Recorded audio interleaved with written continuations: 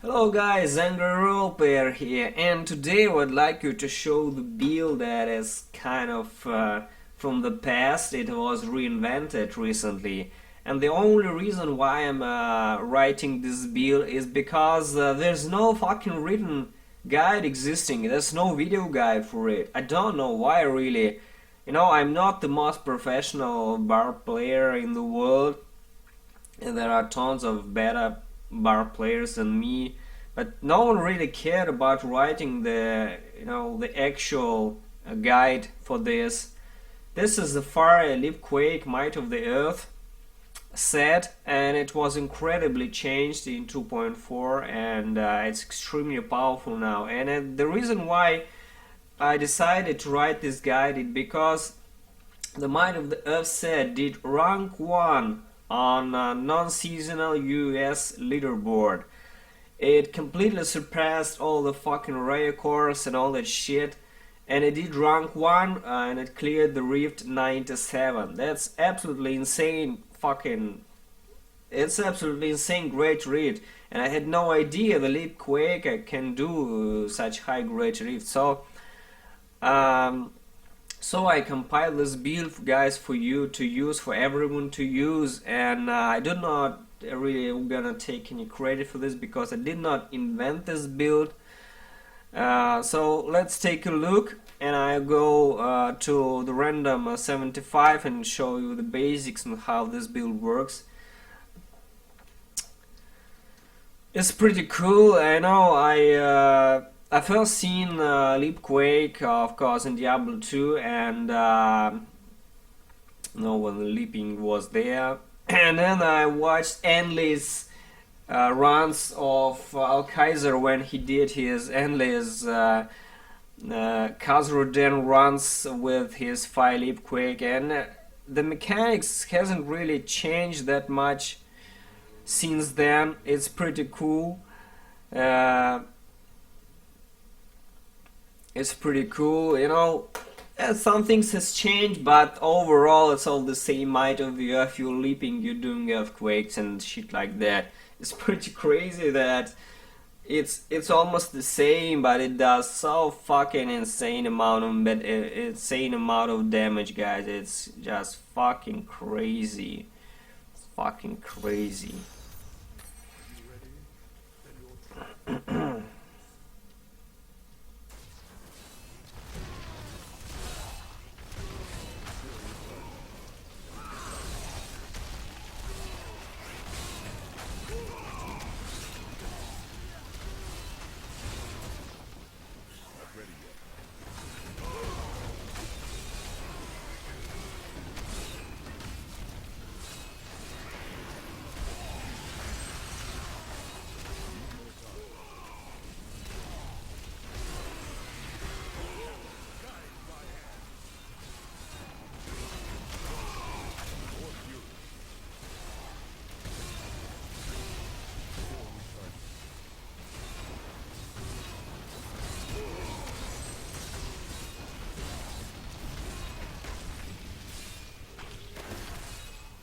It's a really cool build.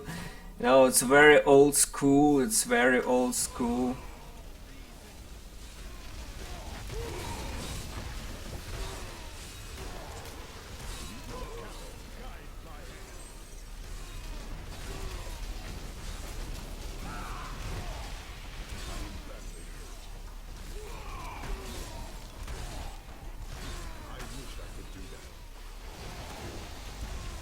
It's very old school. It feels nice, like I'm in fucking prehistoric shit.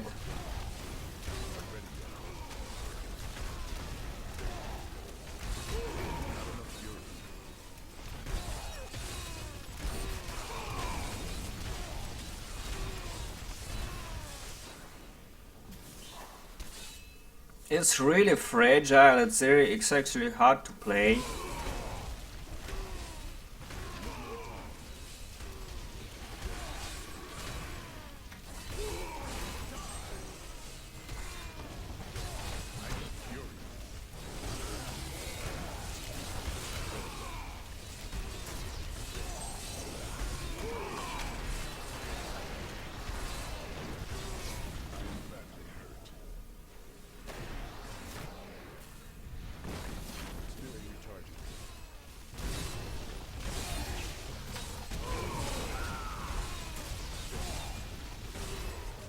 I'm still learning the build myself. I'm not learning, but I'm kind of reinventing it, because this has changed a lot, guys, and now I actually need to learn this shit again.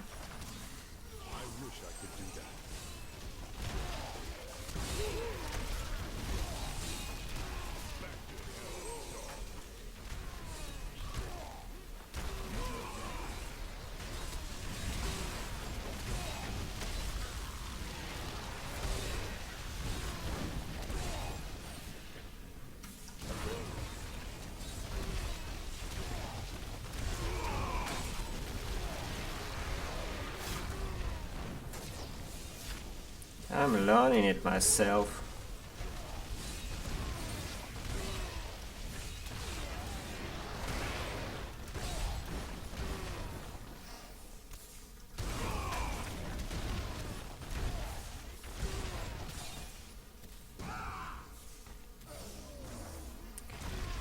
Cool, come on!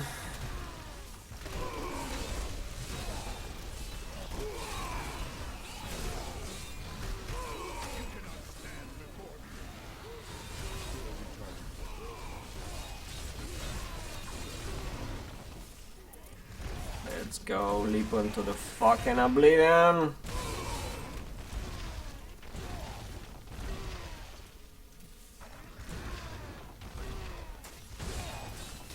Nothing here, okay.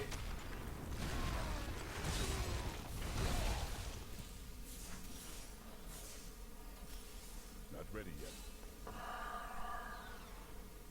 Okay, I like these levels. Oh my god. This is fucking terrible.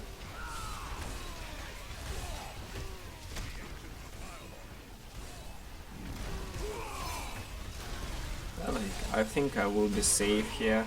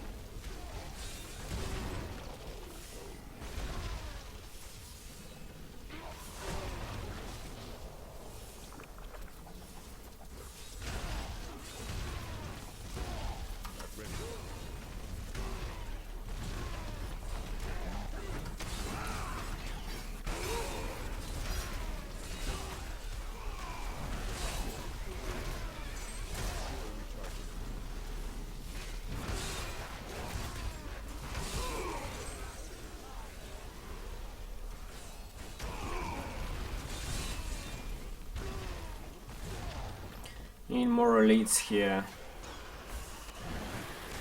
Okay.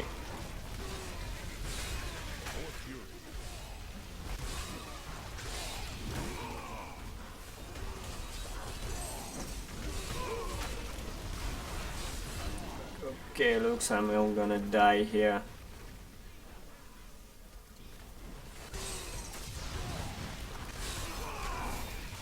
Maybe not. Okay, yeah, I'm dead. Too many shit on screen.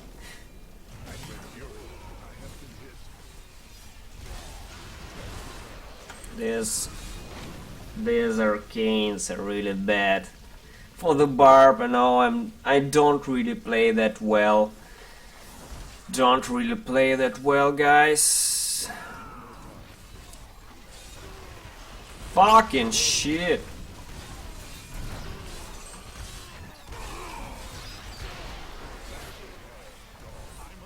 Oh my god. That's some nasty, this double pack. Fucking terrible.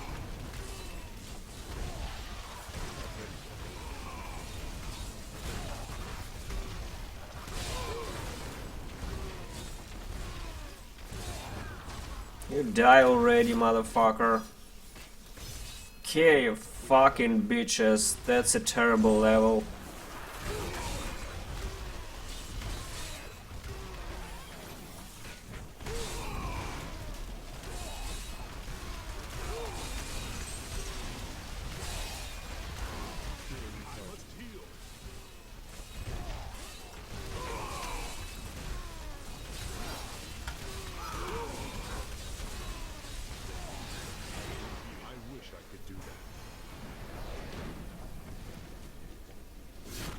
Okay, now we gotta run. Nice. Give me the fucking packs of shit.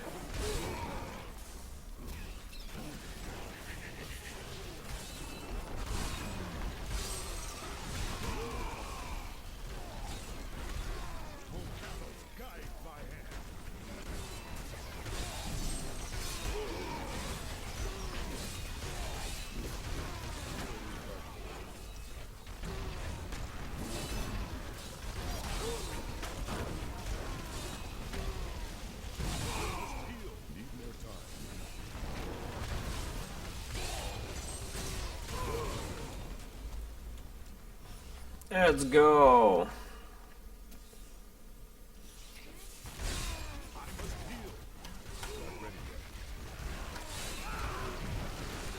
My god.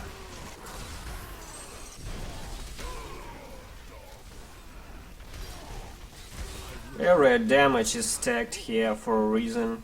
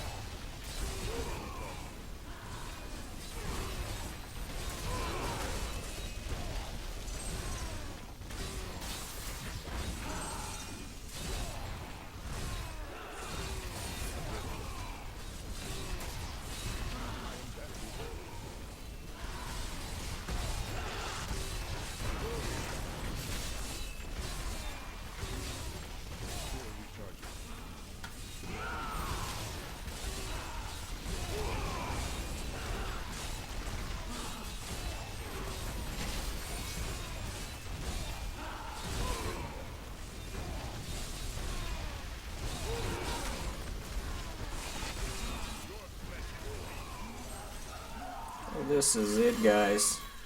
I even updated my personal record here. That's pretty nice. That's pretty nice, guys. Okay, now we'll see what I have here. Can I do some upgrades? No, I can't. Thank you, Kada. Thank you, Russia, for the piece of shit. You know, I've been playing it like it should be, just not as good. You know, I should be hunting for density and skipping all these single mobs and small packs. So let's get to the build, guys. Let's get to the build. It's a complete 6-piece Might of the Earth set with all pieces. For the stats, you need critical hit chance, strength, and wit on the helm. Here, you need area damage on shoulders in CDR, and overall the build requires about a 27% of CDR. From 27 to 33 is nice and smooth. So you would need area damage and CDR here. On the gloves, you need area damage, critical hit damage, and critical hit chance here. Area damage preferable, of course, because the build is very area damage dependent. It's the most damage comes from area damage here. On the pants, strength, wit, and all rest. On the boots, strength, wit, all rest, armor, nothing spectacular here, guys. As the weapon, it's the Blade of the Tribes. The Blade of the Tribes is the new weapon, has been you know, in the game for like a season already, but I started using it just recently. All it does is just war cry and threatening shout, cast an avalanche and earthquake. So it's basically an extra avalanche and an extra earthquake every time you do, you know, these two.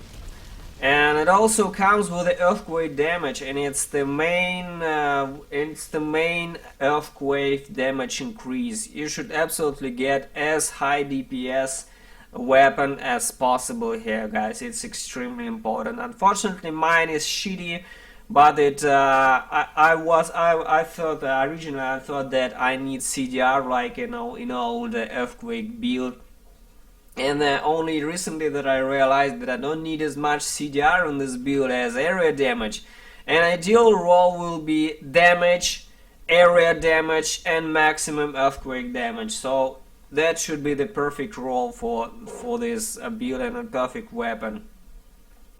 As the belt is the Dread Iron. You know, tests have been made, and Dread Iron increases avalanche damage by almost 200%. And it doesn't matter that Ground Storm causes avalanche, it doesn't matter. It just increases your avalanches caused by the Blade of the Tribes by 200%. And in Torment 10 you see immediately that avalanche kills like fucking everyone, absolutely destroys. Just the avalanche itself is a fucking destroying those mobs that are weak. So avalanche is a lot of damage actually, even though we don't have avalanche here on the skill bar. It's unruined avalanche that hits, and it's pretty crazy and doesn't seem damage, guys. It doesn't seem damage. As for the rings, it's the focus and restraint, the old set that still used in this build.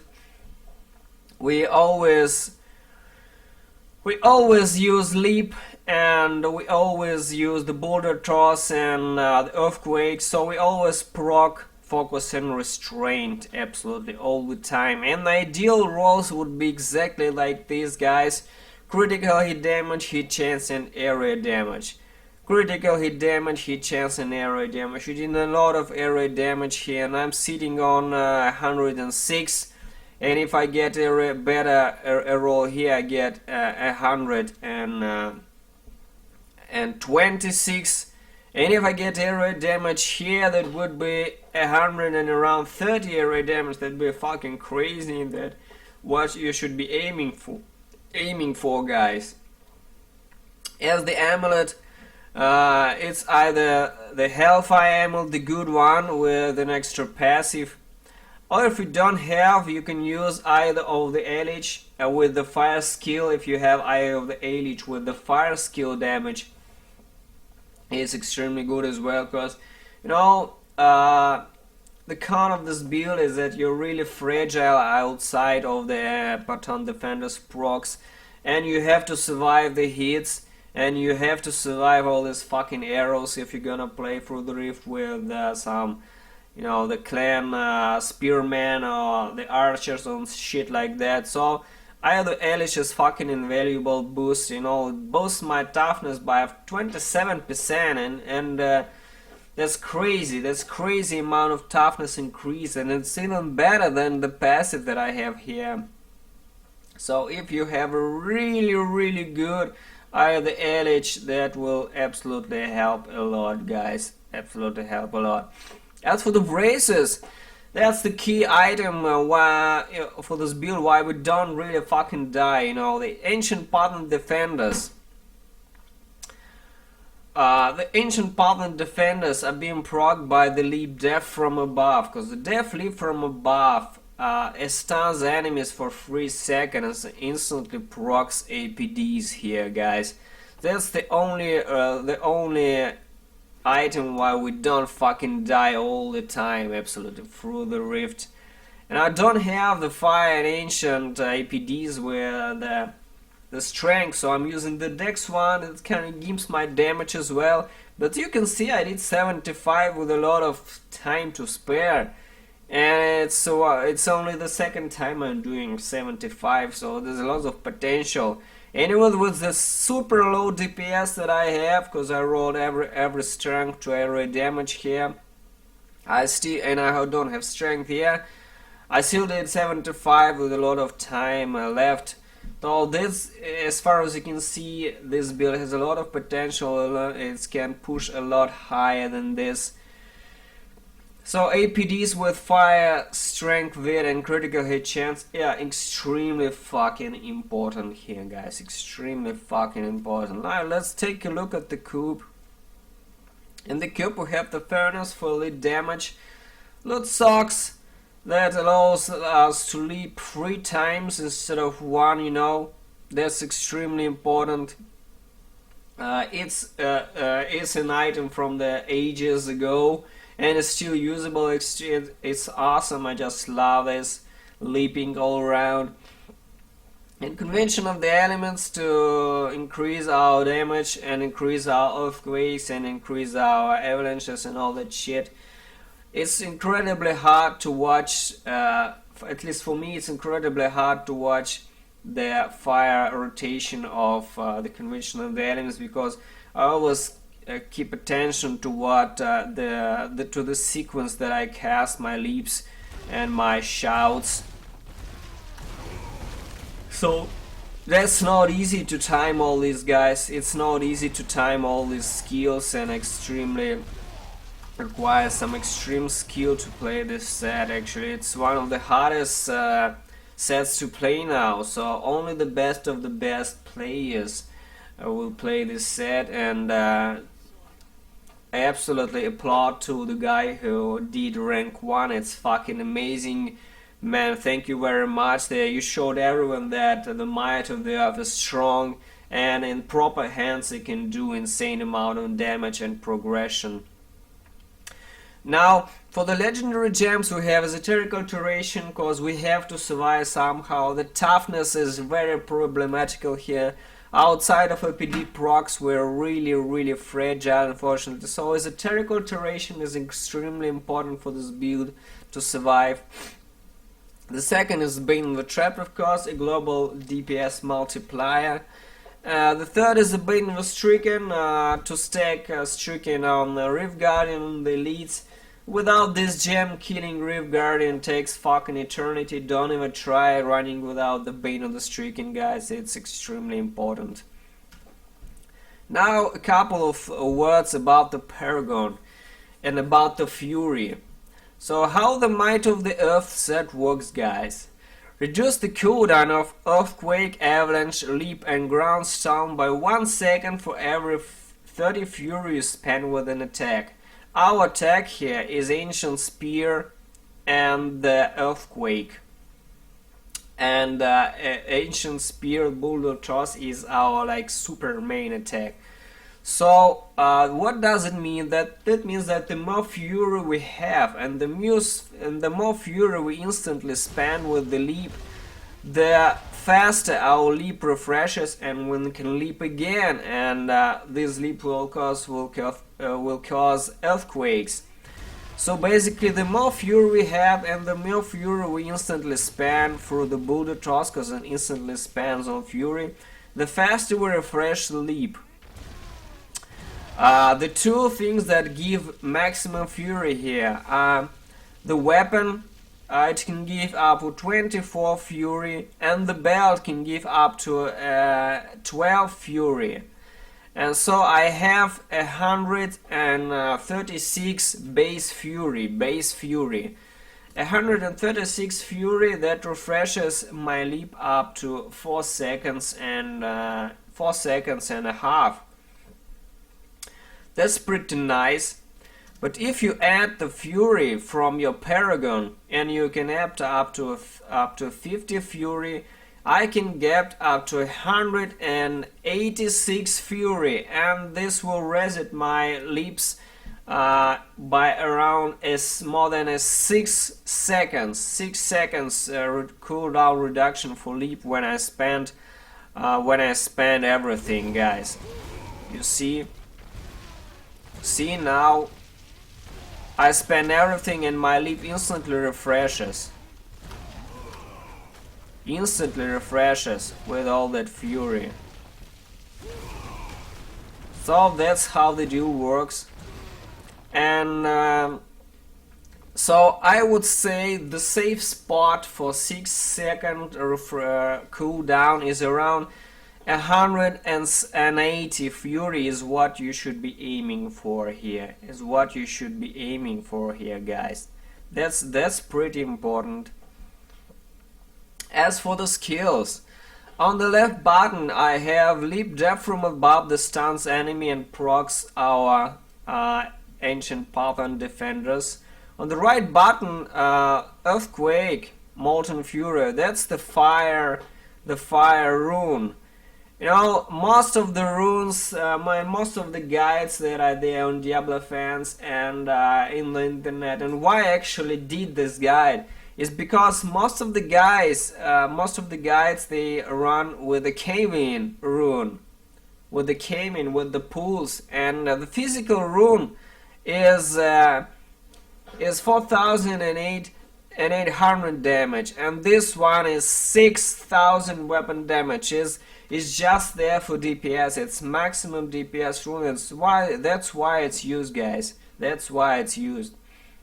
War crime impunity increases all our res. It's one of the best shouts that you can have, guys. The best shouts. As you can see, we have all diamonds here. We're increasing our all res as much as possible. And when we cast this, it also increases our all res. Absolutely, it's absolutely important, guys. Absolutely important.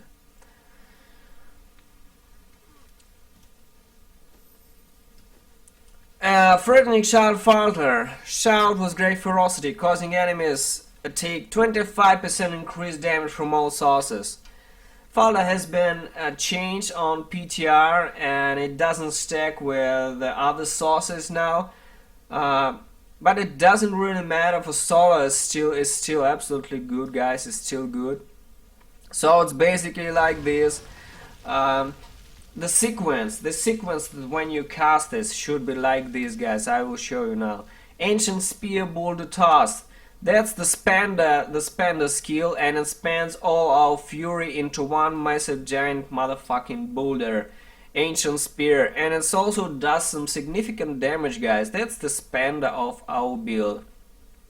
Wraith of the Berserk Insanity. More toughness, more damage. That's a super great, absolutely fucking important skill, guys. Its cooldown is a lot of cooldown, but we have the passive here that helps a bit, and the Breath of the Berserker is just for more damage here. If you can survive with that, if you can survive all the damage and you're not dying, then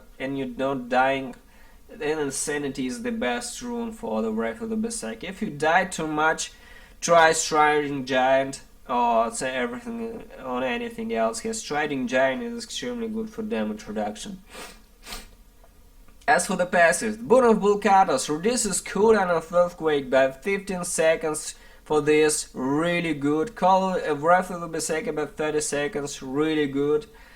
Earth and Mind, gain 30 fury when Avalanche or Earthquake is triggered. That's how we generate an extra fury, guys, from the War Cry and the Fatter. The Fatter, it gives us 15 fury, but when we press this, we get 45, 45, right? Yeah, 45 fury immediately, guys. 45 fury immediately. And when we cast this, we immediately get 50 fury. That's how we replenish our fury, guys. Nerves of Steel. Nerves of Steel, I use this as an extra passive because I have Ruthless here on Hellfire Mode. But if you don't have the Hellfire with the Ruthless should be used this, because it's an extra additional super motherfucking crazy damage. 40% additional damage to enemies, to the damage enemies below 30% health. It's really important for the extra DPS. It's one of the craziest DPS skills of Barb. Rampage is the basic damage, DPS and strength scaling skill of all barbarians. Absolutely must have for all barbs, not even a question here. Another interesting passive here that you can use is Superstition, that reduces your non-physical damage and helps gaining fury. Animosity, an extra 20% fury, and you start generating fury as well. That may help when you don't have fury here or here. That may actually help, guys. Animosity is really, the popular choice among the Might of the Earth buffs. It's really good. And the Nerves of Steel. So Superstition, Nerves of Steel, Animosity, and also Brawler is not a bad, because you always jump in density. And there always at least 3 enemies there. And when there's Rift Guardian with the ads, is also good. So the Brawler is also a good option. So you can see there's quite a few options here for you to use.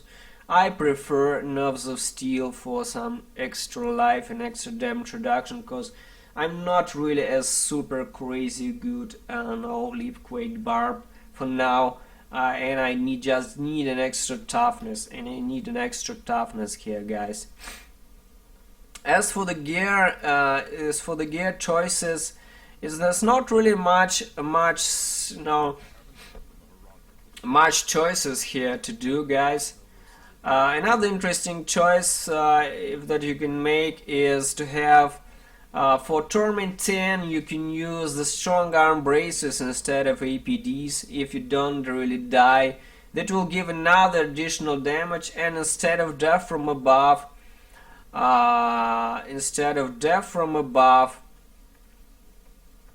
you can use Call of the Arid here, and it pulls enemies and it knocks them down, and it's extremely good as well. Oh, you can use Earthquake Cave-In as well, and it was also pulls in enemies, and it procs strong arm braces. That's only for Torment 10 and Torment 13, not for Greater Rifts. Absolutely no Greater Rifts. In Greater Rifts you need Ancient Paladin Defenders, and no exception. That's the only thing that keeps you alive there. And if you use strong arms and Torment 10, I suggest you use the Band of Might here. The Band of Might or the Unity. It's either the Unity or the Band of Might here for damage reduction. That's the 2 choices that will help you boost your toughness and don't die from the random skeleton or something like this. Now for the sequence, guys. What I understood from this build is the sequence. I think that's the sequence that you should be using for your leap. So you leap 3 times, then you cast Felter, spend everything with the boulder, leap again. Now you use Warcry, spend with the boulder, leap again, and repeat.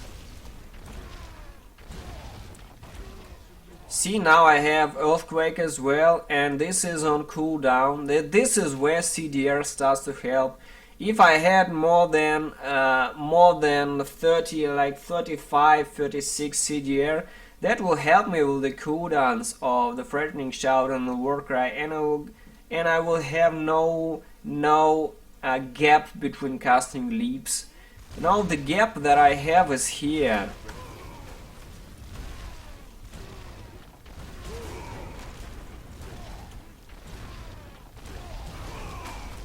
And here on the 3rd, see, I will have a gap, guys, and it doesn't refresh by around a second or 2 seconds. That's the only gap that I have, and with an extra CDR I would not have this gap.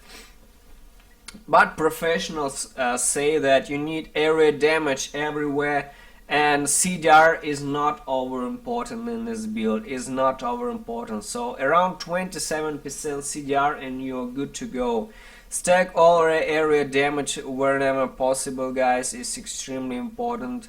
So this is the build, guys. I hope I answered everything that you should know for this build, how it works. And if you have any questions, just ask below the build, below the video.